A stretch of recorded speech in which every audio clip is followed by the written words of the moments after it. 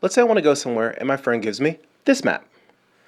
I could use it, but it's not nearly as useful as this map. I'm Jarrett Pettigrew, and I used to use big words and complex metaphors to make sure I shared every tiny detail. But people seem to prefer and respond better to simpler speech.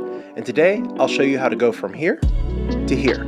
And I hear you yelling at the screen, but Jarrett, I love detail. Seriously, I love detail. No, you don't. Trust me, you don't. You just don't trust that you're going to get the info you need to make a good decision. You see, too many details make things hard to understand, and when we listen to others, our mind is actually constantly scanning to figure out, is this for me or is this not? It's like looking over fruit at a grocery store and deciding which pieces to keep and which pieces to put back. Think of it this way. When you speak, your listeners want gold, not a map to a river where they can pan for gold. So in this video, I'll do a step-by-step breakdown of the gold panning method. This method guides us to find the gold nuggets to give others. And then we'll work through a real-life example where I filtered away tons of detail to give a friend the gold she needed to get the job done.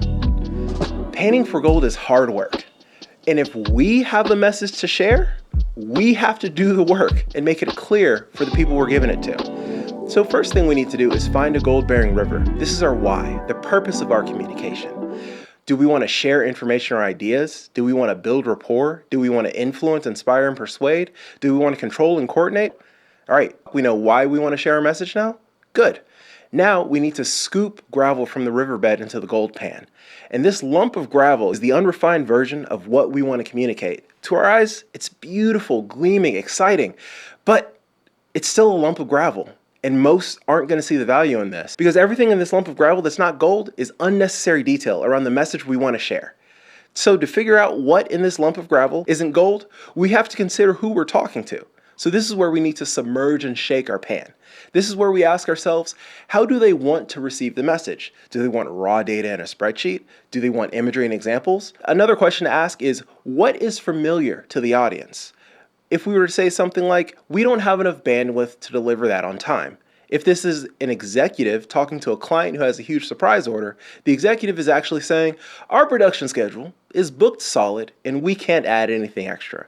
But if this is a network admin talking to an IT director, they might be saying, at 45 megabits a second, that T3 line we had installed in 1997 isn't cutting it. Another question to ask is, will they be receptive to the message? Will they see it as good or bad? Is it a touchy subject?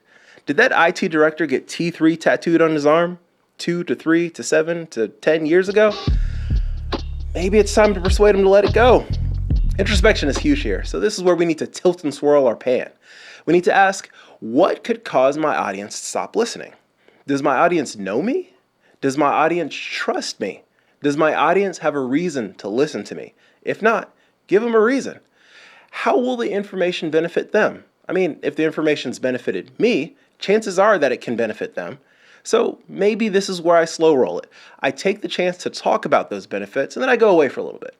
Give it time to sink in, and then I come back with the idea, with what I want to share. Another question to ask is, are we members of the same group, be it community, team, project, company, or even church? How can this information benefit the group as a whole? Another thing to consider is that others might be seeing something that we're blind to. Maybe we're hesitating or we're uncertain or we're coming across just unconfident. So the question is, how do I feel? And if the answer is anything other than confident, we have to ask ourselves why 5 times. I'm not feeling confident. Well, why? Because I'm afraid. Well, why? Because I'm afraid they'll dismiss what I have to say. Well, why? I don't have the facts to back up my recommendations. Well, why don't you have the facts to back up your recommendations? Well, I didn't do the necessary research. Well, why didn't you do the necessary research? Because I was rushing. Rushing? Why were you rushing? Stop, slow down, anchor, put on the brakes. It's time to reconsider the intent of the communication here. If the point here was to share a recommendation, but I have no backup, did I really want to share valuable information, or was I just trying to make myself look good and one-up somebody else? This is where I take a step back, spend 15 minutes, do a little bit of research, gather my backup info to make this valuable and relevant to the folks I'm trying to speak to. Then I ask myself again, how do I feel? Confident? Good. Now to move on to the last step, which is to examine the black sand and collect the gold. And the question we need to ask ourselves over and over again, especially in this final step, is how can I make this more concise? How can I say this in the least number of words? And if we have time, a great exercise is to bounce this off colleagues and friends and get that messaging just right. Now, let's apply the gold panning method to a real life example. But first, please hit that like button if this video has been informative so far. It helps others like you find it. So I recently walked a friend through how to mix audio for her videos in DaVinci Resolve. And DaVinci Resolve can be a bit of a mouthful, so from now on I'm going to call the program Resolve. So I had my river, that is wanting to help a friend. And I had my lump of gravel from the riverbed, which was audio mixing. But here's the issue. Audio mixing is a massive topic. You could spend years mixing daily and not master it, pun intended. Now to Submerge and Shake. And this is where I had to think of my audience, my friend who knew the basics of video editing, but she had no insights in how to approach audio mixing besides turning everything up. And we didn't have much time because she had a deadline, and she didn't want to buy fancy plugins or learn the deep theory behind mixing. She wanted just enough so that her viewers could hear her audio clearly without needing to turn her video up and down as it was playing. So I realized the best way to share this info quickly was to show. All right, so hey, let's jump on a video call and walk through. Pause. There was a time limit, so this couldn't be a sprawling discussion like our normal talks. This needed focus. So here's where I tilted and swirled. One of the quickest ways to lose an audience, even friends, is to be disorganized or hard to follow. So I spent a few minutes planning my approach. I dug through my old Resolve projects to find a short clip where my dialogue was ending and the music started to play.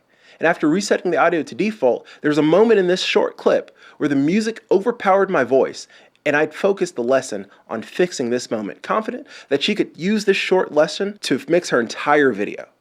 So with that source material chosen, I made sure I could do what I needed using only the built-in tools in the free version of Resolve. I felt confident that this was going to be a useful lesson, so I moved on to examining the black sand. And I admit, this part always hurts my soul just a little bit. When I'm sharing ideas about something that excites me, I want to get everyone else excited about it too, but this was not the time. She had a deadline, and this needed to be a minimum viable lesson, just enough to get her going. Our use case was that she wanted the audio levels to be predictable, for her voice to call the viewer's attention, and for the music to sit back and support. The simplest tool for the job in DaVinci Resolve was the limiter, so this is what we used. And now examining the black sand for this video that you're watching here, I'm not going to recap the mixing lesson. I'm not going to talk about audio compressors. I'm not going to talk about audio listeners. I'm just going to end the video. See you, Space Cowboy.